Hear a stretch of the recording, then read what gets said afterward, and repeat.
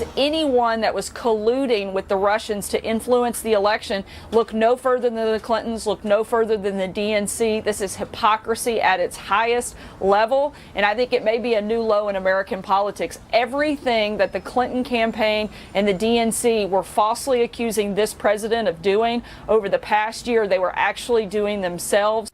Well, the White House slamming Hillary Clinton. Sarah Sanders with us yesterday. This after the report that her campaign and the DNC paid up to $9 million for an attorney to retain a research firm behind that Trump dossier. So what has Hillary Clinton said about all this? Matt Schlapp, former White House political director for President George W. Bush and chairman of the American Conservative Union, and Leslie Marshall, syndicated radio talk show host and a Fox News contributor from L.A. And good day to both of you. Great to be here. Leslie, I have not heard an official response from her. I don't know why. I think the one answer earlier in the week was baloney. What's taking so long and what explains that?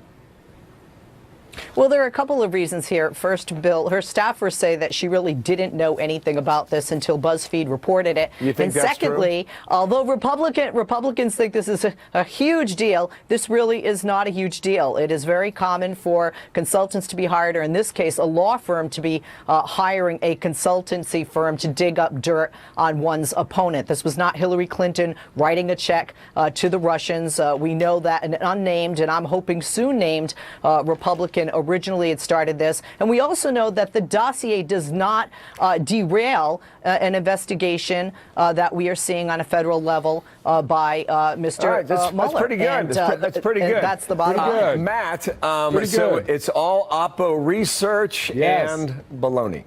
Yeah, it's all Oppo research. And so when Don Jr. gets a call from somebody who's associated with Russia and is Russian, it's called collusion. And they say how disgusting that he was actually taking a meeting. In the email where it says, we have dirt on Hillary Clinton, but that's somehow treason. But when Hillary Clinton's campaign in the DNC, with her self-appointed chair, spent $9 million to go through a law firm so that they had legal privilege and that it would be harder to get the records, hire a spy, a former spy, to go to Russia to pay off Putin cronies to find out dirt on Donald Trump in Russia.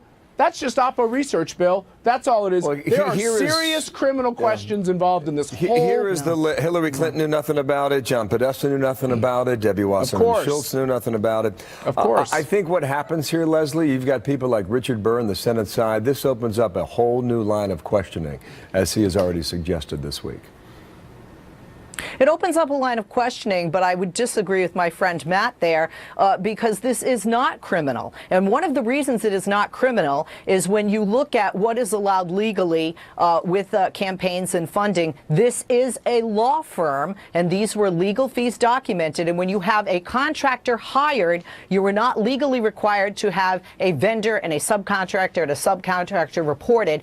So there is nothing criminal here. Why do we have a special counsel? And I think it'll get thrown out of court. One at a time here. Maybe in the end, Leslie's right, okay? Just for the sake of argument today, let's accept that it's not criminal, all right? Matt, I thought the most relevant question all week was asked by Trey Gowdy on this program 3 days ago. He said it's not so important who paid for it, it's who relied upon the information. And where did that take them?